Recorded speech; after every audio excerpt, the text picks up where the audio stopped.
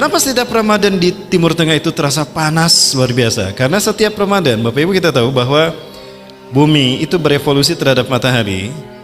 Itu membentuk karena keseimbangan gravitasi antara matahari dengan semua planet yang ada, sehingga ketika diakumulasikan itu menghasilkan energi gravitasi yang seimbang.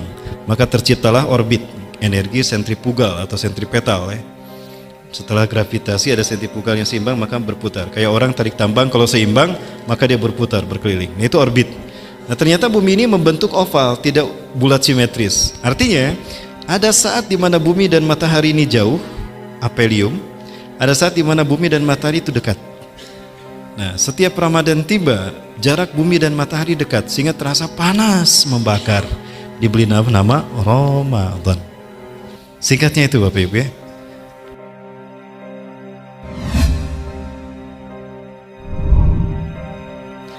Baik Bapak Ibu rahmati Allah, Syekh Hasan Asy'ari di dalam kitab Tafsir Ayatul Ahkam itu menyebutkan lama hudifati asma syuhur bilagatil qadimah. Tatkala nama-nama bulan itu diambil dengan sesuatu yang dominan di bulan itu. Ada bulan di mana banyak yang diharamkan, berperang diharamkan, berburu diharamkan, kemudian juga bercerai bahkan diharamkan. Maka banyak hal yang diharamkan di bulan itu. Maka bulan itu pun dinamakan bulan Muharram, bulan yang disucikan. Ada bulan Safar, kosong bulan itu tanpa ada aktivitas-aktivitas alam misalnya. Kemudian juga ada bulan di mana para pedagang Arab yang biasa pergi ke Syam di musim panas dan Yaman di musim dingin, di bulan itu mereka duduk tidak kemana-mana. Duduk bahasa Arabnya qa'ada yaqudu qa'dah, bulan duduk-dudukan, maka disebut Zulqa'dah. Ada bulan di mana ada kewajiban ibadah haji, maka bulan itu dinamakan bulan Dzulhijjah. Falimada hadha syahru sumi Ramadan? Lalu kenapa bulan ini dinamakan Ramadan?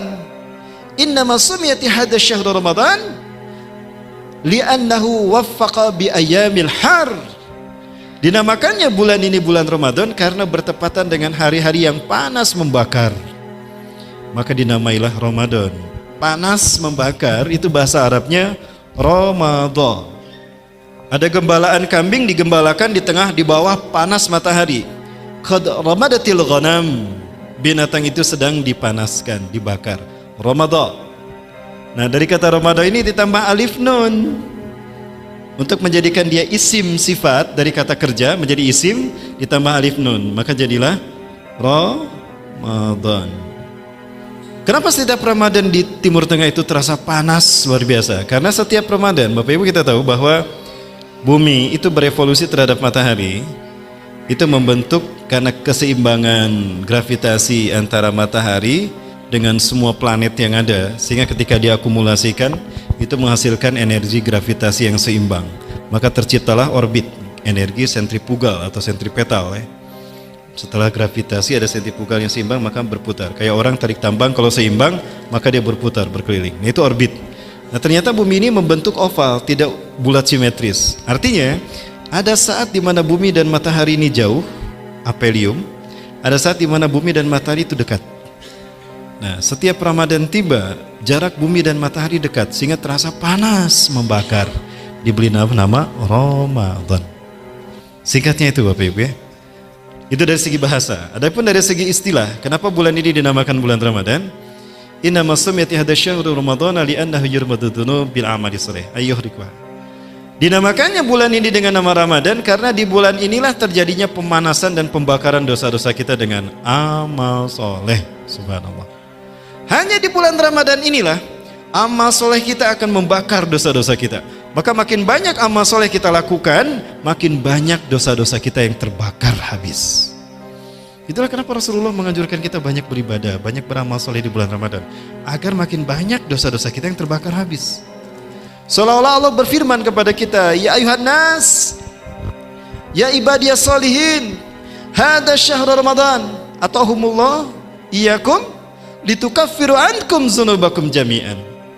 Hai hamba-hambaku yang soleh, nih aku berikan Ramadan untuk kalian, habiskan dosa-dosa kalian dengan amal soleh.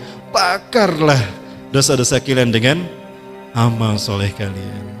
Maka ketika Ramadan datang, para sahabat senang luar biasa. Karena di bulan Ramadan itu mereka berharap Allah menggugurkan dosa-dosa mereka dengan amal amal saleh. Jadi seolah-olah Ramadan ini adalah hadiah dari Allah, kasih sayang Allah pada kita. Maka bergembiralah Bapak Ibu, sebentar lagi kita akan memasuki bulan di mana dosa-dosa kita akan dibakar habis dengan amal saleh. Pertanyaannya Bapak Ibu, ketika seseorang berdosa itu disiksanya di mana nanti di akhirat? Dimasukkan ke surga apakah neraka? Ke neraka. Dan disebut neraka karena penuh dengan api. Pertanyaannya, kenapa orang yang berdosa dan terbawa dosanya ke akhirat itu harus dibakar dengan api? Udah dibakar disiksa lagi ya Bapak Ibu? Bapak Ibu rahmati Allah, kenapa orang yang masuk neraka harus dibakar dengan api? Bapak Ibu rahmati Allah, saya mencoba beranalogi dengan seorang penambang emas. Ketika seseorang menambang emas dari bebatuan, maka langkah pertama yang harus dilakukan untuk memisahkan emas dari bebatuan itu adalah direndam dengan air raksa ya, agar batu itu melepuh. Setelah batu itu melepuh, maka disaring, maka dia turun ancrub ke walungan, disaring manual gitu. Maka tersisalah logamnya, tapi logam emasnya pun tidak murni karena ada timbal, ada mangan, ada zingalum, ada besi nempel di emas tadi. Maka langkah terakhir untuk membersihkan emas dan memisahkannya dari logam lain gimana? Dibakar.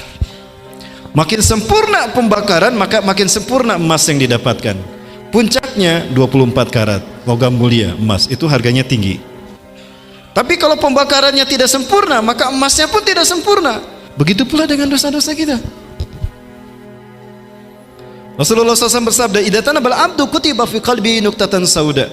Apabila ada seorang hamba Adam berbuat dosa, maka hitamlah hatinya. Makin banyak dosa dilakukan, makin hitam hatinya. Nah, maka ketika dia berbuat baik, istighfar misalnya, hapus dosanya. Dia sedekah, ikhlas karena Allah, hapus dosanya. Dan begitulah ketika kita sholat. Rasulullah pernah bertanya kepada para sahabat, "Kaifa ra'yukum idza kana bi babi adikum nahrun?" Gimanakah menurut kalian jika di depan rumah kalian ada sungai yang bersih jernih, yaktasilu fihi khamsa marat fi kulli yawmin wa lailatin. Dia mandi di sungai itu 5 kali sehari. Begitulah kata Rasulullah. Fakadzalika masara salawatil khamsi yamhullahu bina al khataaya. Begitulah salat 5 waktu. Dengan salat 5 waktu ini Allah hapuskan dosa-dosa kita. Baik Bapak Ibu. Nah, jika ternyata amal ibadah kita masih menyisakan dosa, itu belum habis dosa kita. Padahal amal ibadah sudah banyak kita lakukan. Maka yang akan membersihkan dosa kita adalah penyakit, sakitnya kita. Itulah cara Allah menghapuskan dosa kita. Maka sakit jangan menggerutu kepada Allah. Bersyukur dan bersabar. Terima kasih ya Allah, Engkau telah menguji saya dengan sakit ini ya Allah. Mudah-mudahan sakit ini ya Allah, cara Engkau membersihkan aku dari dosa-dosaku ya Allah. Aku ridho, aku ikhlas ya Allah. Nah itu jadi pahala. Nah kemudian jika pun ternyata sakitnya ini juga tidak menghabiskan dosa-dosanya, maka kematianlah yang akan menghabiskan dosa-dosanya. Maka Rasulullah bersabda, "Al-mautu kafaratun lil mu'minin." Kematian adalah penghapus dosa bagi orang-orang beriman. Ada orang macam-macam matinya Bapak Ibu ya. Ada yang mudah matinya itu tidak terasa. Itu orang yang ikhlas ketika meninggal dunia. Baik Bapak Ibu yang mati Allah, barangkali itu dulu yang dapat saya sampaikan, lebih dan kurangnya mohon maaf. Yang benar dari Allah, yang salah dari kudapan saya pribadi dan saya berisik pada astagfirullahaladzim. Dan Allah ya kunat ma'i wa minkum. Assalamualaikum warahmatullahi wabarakatuh.